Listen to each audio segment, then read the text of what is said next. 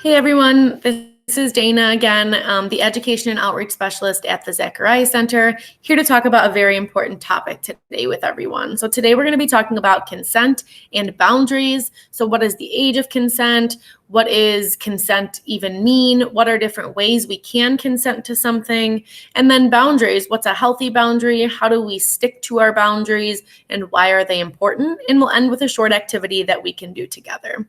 So I put together a short PowerPoint and a few videos that we'll go through together. So let me get those pulled up here.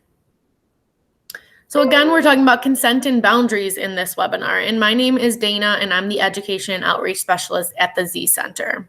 So we'll get started with what is consent. Consent is something very important when we're talking about engaging in sexual activity. So finding out what it is first is really important to know.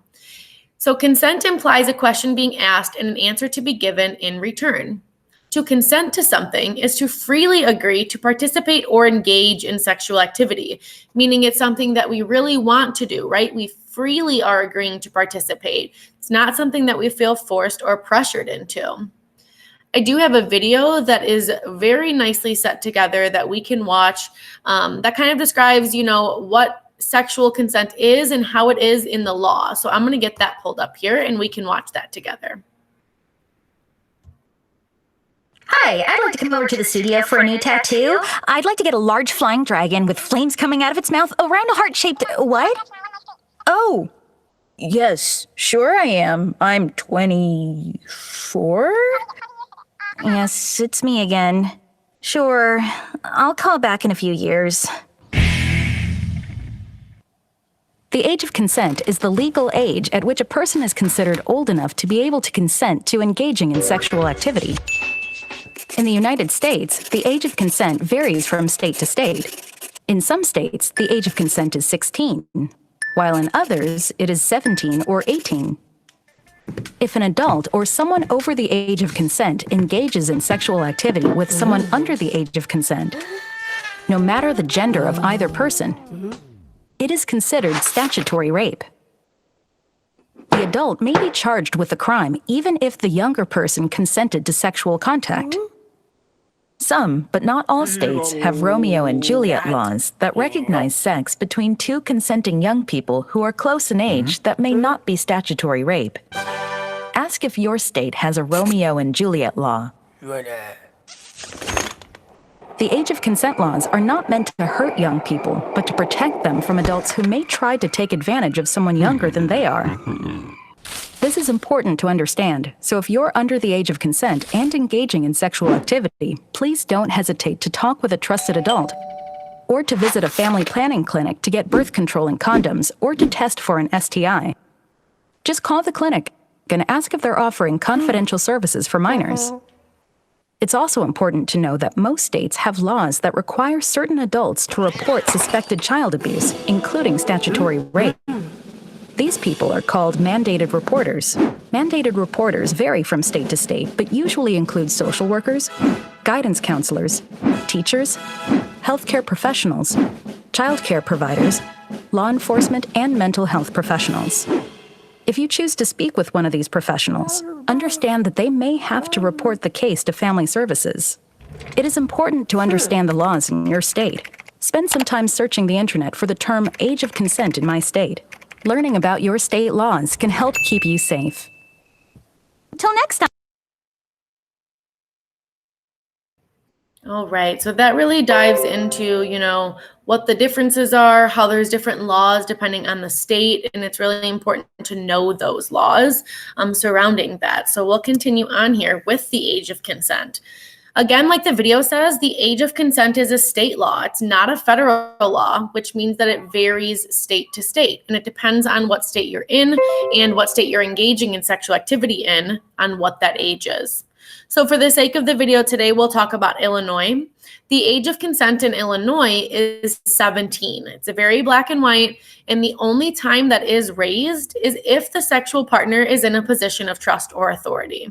So this could be if you're in a relationship with your teacher, a coach, your boss, your minister.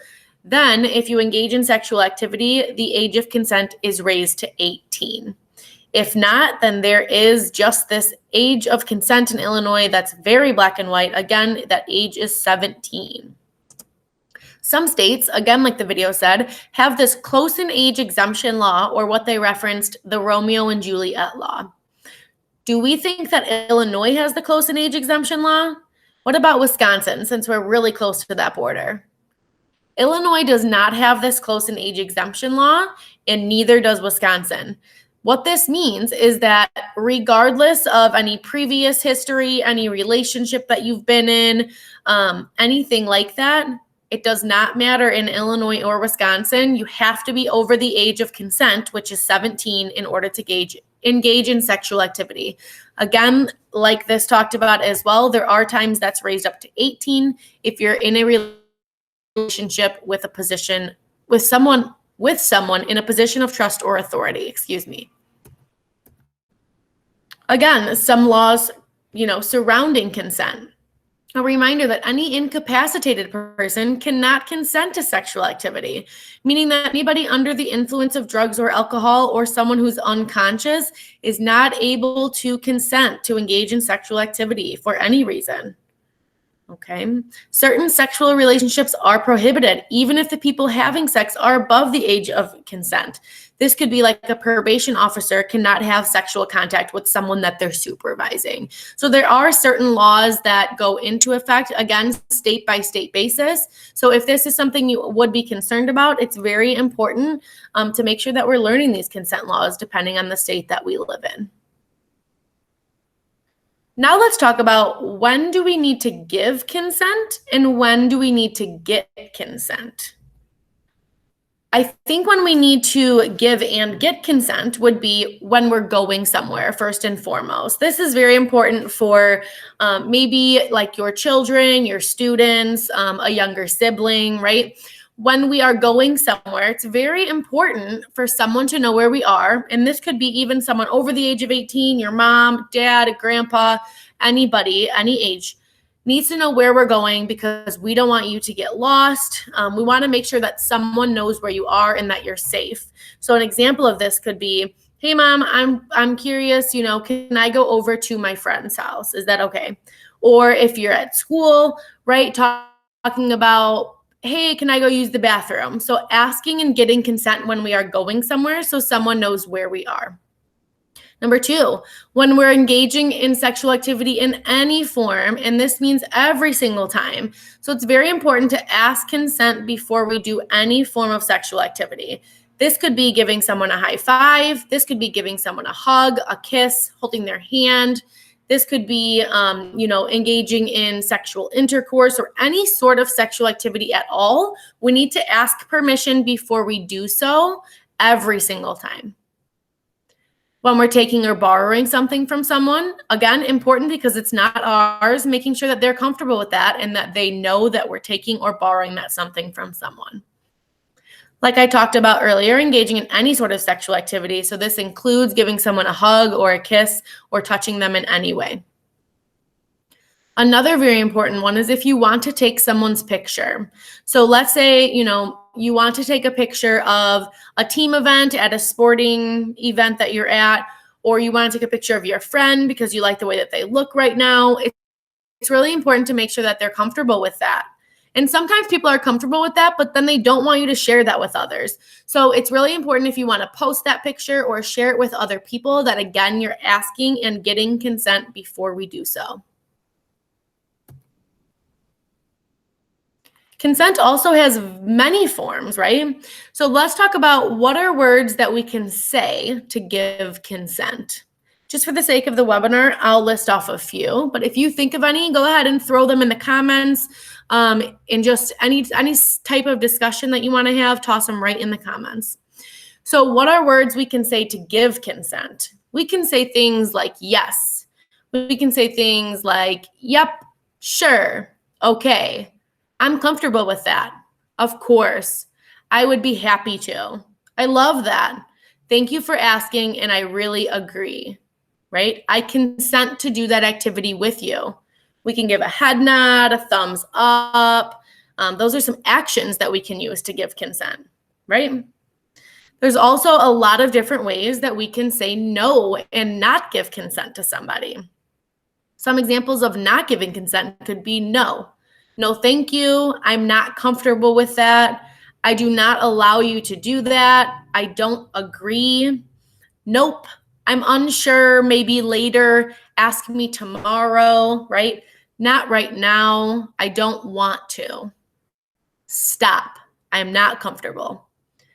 Ways that we can show would be what I've been doing, shaking my head, a thumbs down. We can put our arms up or our hands out, right? Making sure they know that we are not comfortable with that activity. Lots of different forms of consent to give and to get.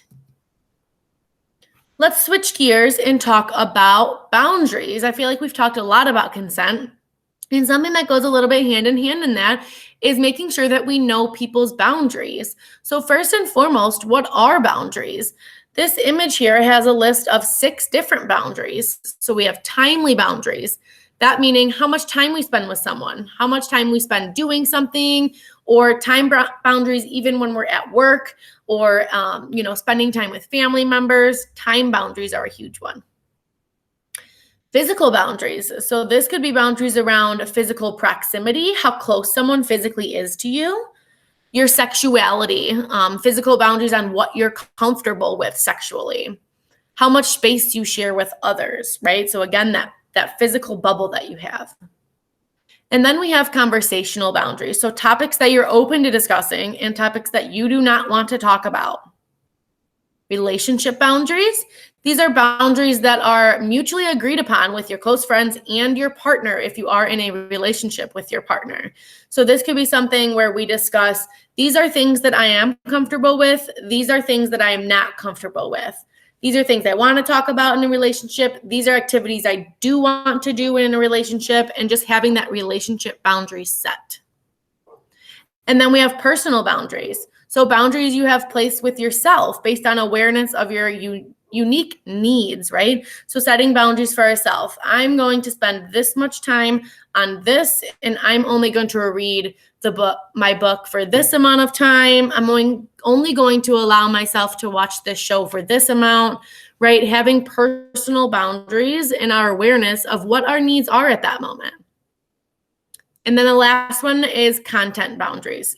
So things that you will or will not consume, right? So watching on social media, TV, the news, documentaries, movies, right? There's boundaries surrounding content that we are watching. So there's a lot of different types of boundaries. It's very important that we set these boundaries and that they're healthy boundaries. So it's really important to know what are the advantages to having healthy boundaries. These are just a few lists of them. So that could be that you have good mental health and emotional health, right? You do not want to get burnout. So it could be the avoidance of burnout. It could be a lot of other reasons of why we are setting these healthy boundaries, but ensuring that we set boundaries so we don't get burnout or we don't get overwhelmed or drained on a certain topic, right? Or with a certain person is very important and very healthy. So how do we set these healthy boundaries? First, we need to define, what we want to set, right? So what is the boundary that we're going to be talking about, and what do we want that to look like? So it could be, again, that physical boundary that we talked about earlier right here, surrounding physical proximity or sexuality, or how much space you share with others. So this could be defining it in a relationship, like I am comfortable giving you a hug, but I am not comfortable giving you a kiss. So defining what that boundary is and then setting it, right? The next step would be communicating that boundary. So telling that other person what it is. If you don't share that with them, they might be unsure, right? And if you don't answer them or let them know, then they might just not know. So we really need to make sure that we're communicating that with them, letting them know that this is what I'm comfortable with and this is what I'm not comfortable with, right? And everybody needs to respect your boundaries. And we'll talk about that in a second. Number 3 would be setting consequences. If someone breaks that boundary that you set, you need to set consequences for yourself to kind of go over, like, what am I going to do if this person breaks that boundary? An example of that is if, let's say, they do give me a kiss, we need to make sure that we're setting that boundary and understanding that it's not our fault that they gave us that kiss. We voiced our opinion and told them that we didn't want that kiss. And they still went ahead and did that. So setting that consequence looks different for everyone. It could be, leaving that person and leaving that relationship. It could be, again, giving them a second chance. Like, listen, I said this and I'm really not comfortable with that. Please don't do that again. It could be reaching out to somebody else for help. You're not alone in these situations if something like that happens where they're breaking those boundaries. So reaching out to someone else for help. But this is a good format to how we can set those healthy boundaries specifically in relationships and in our everyday lives. I wanted to do an activity here. So this is a little different because we are on a webinar here, but at the end of this, I do drop my email and you can send these to me, but I thought it would be fun to create an acronym that explains these two concepts that we talked about today. So consent or boundaries, whichever one you think that you want to, or you could do both. But let's create an acronym that explains what these things are. So this could be describing the importance of consent, the definition, the different factors. For boundaries, it could be describing examples of boundaries, steps to boundaries, the importance, lots of different ways we can make these acronyms, but I'll give an example here from Planned Parenthood. So this is one that we use currently, speaking about consent, called FRIES, right? So I heart FRIES. FRIES is basically all of the concepts and all of these different things that go along with consent. So consent is always freely given. It's reversible, meaning we can change our mind. It's something that's informed, right? So we know exactly what we're consenting to. It's enthusiastic. We're very happy about it. And it's very specific. So this is just one example that is about consent. So again, please feel free to create this acronym that explains even consent or boundaries or something else that you're interested in. I would love to see them and hear them. And you can go ahead and send those. My email's here on the left, ddrozek@zcenter.org. Send any ideas that you have to there, or any questions about this webinar that we had and talked about can go to that email or the email listed on the bottom, info@zcenter.org. But I want to say thank you so much for taking the time to be here with me today and really just jump into these really important activities and making sure that we're having these conversations surrounding these very important topics. Okay, so thank you so much, everyone. I look forward to having this next webinar with you next week. I really appreciate all of you being here and listening. Have a great rest of your day.